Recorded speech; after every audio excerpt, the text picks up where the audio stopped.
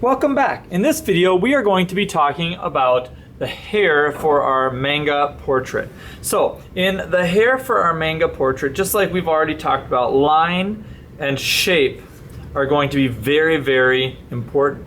Obviously, you want to get the line of the shape for the hair right, but also with our line, we're going to be now thinking of thin versus thick.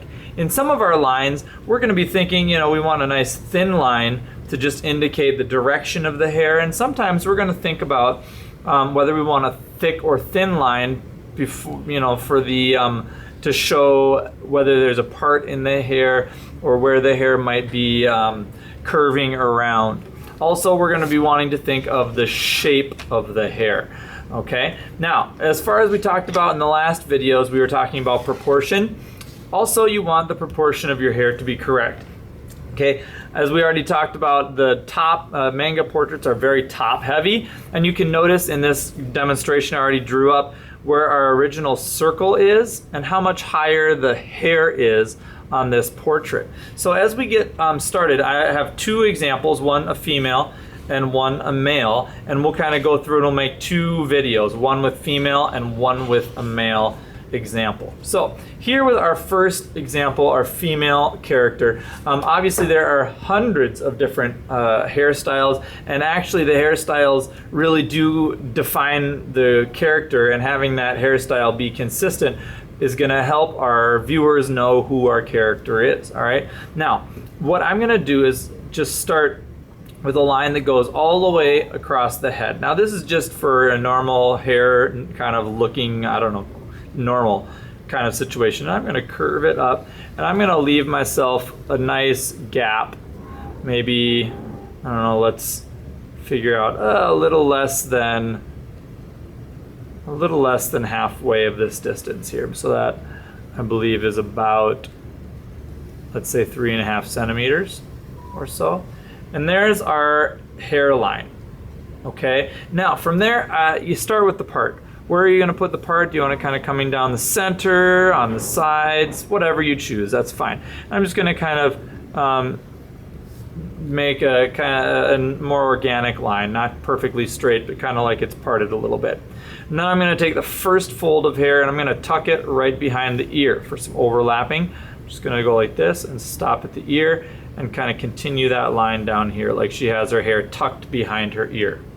And this one, I'm going to start a little bit farther over, maybe about here, and do the same thing, tuck this hair right behind her ear and overlap it down. Now I've kind of got that parted so her face is going to be the main part of our idea here. Then I'm going to put some little spiky like bang deals here. Okay, I'm just going to take a curved line this way and another curved line and a longer curved line there.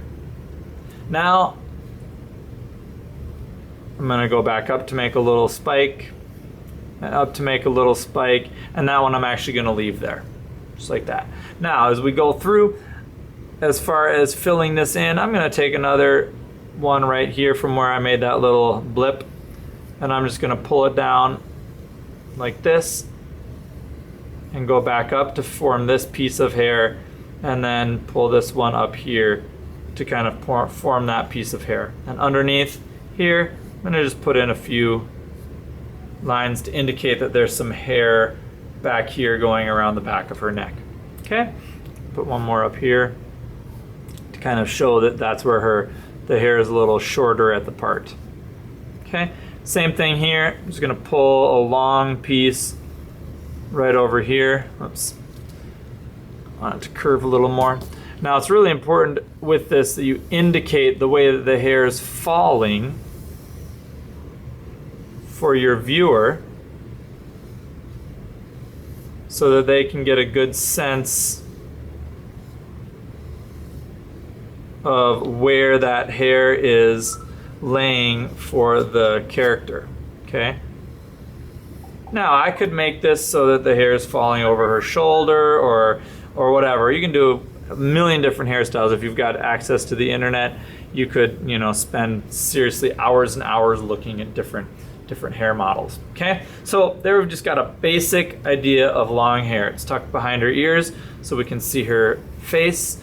We got little bangs in the front, and it's kind of just falling right behind there. Things that are going to make it look nice is that you've got a nice sizable chunk. It should kind of come down, the bangs should kind of come down past this center line of your circle at some point, so it's fully covering the forehead. And sometimes they even have a thing like this where they show where the hairline is, and then this piece can curve around, and this part underneath here is shaded, like the hair is kind of flipping over. You can do that too if you want to throw that style in. Okay, so if you're working on this at home for my class, go around and look at some different styles that you can incorporate into your artwork. Okay, for our male portrait, if we go and look at our male portrait here, male portraits, not always, but most of the time the male characters have shorter hair, and then they have a little hair hiding down here kind of out the back. All right, now you don't have to always have short hair, but it will make it undecidedly male if you have short hair on your character. So looking at how this is designed, there's a little less area here above our circle. The hair kind of comes down a little bit past the ears, and of course the hair coming down the front does not obscure the eyes at all. Okay, so getting started, here you're gonna have to decide where your part is gonna be. I'm gonna make my part about right there to get started. I'm gonna put a little triangle up here where his hair is gonna like show that part. I'm gonna take a curved line down this way for that spike piece, and then a curved line up and down this way for that spiked piece. It's gonna be the sides of his hair. I'm gonna take this central bend here and bring it right down so it's like pointing right at his eye to kind of make almost that helmet shape there. Curve one line up, another spike there, fill in one there. Make this one curve right down to the ear. And like that.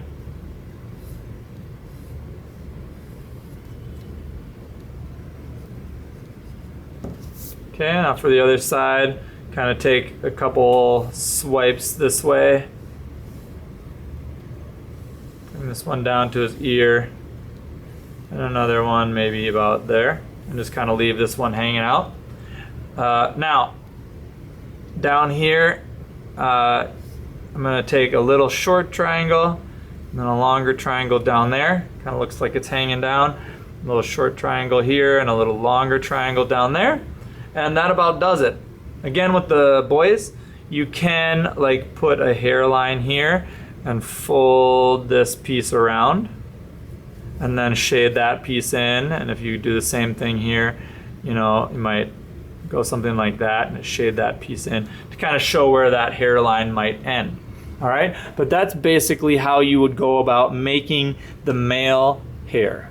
Okay, now again, on the internet, there's a million different ideas you could find for the male portrait of what you might want to include, and or the female portrait. Remember, the main things you're thinking about are your proportions, how the hair fits on to your character, and then of course the shape of the hair and the line, whether it's thin or thick, and what shapes and spikes those lines make. And that concludes the hair for our manga style portraits.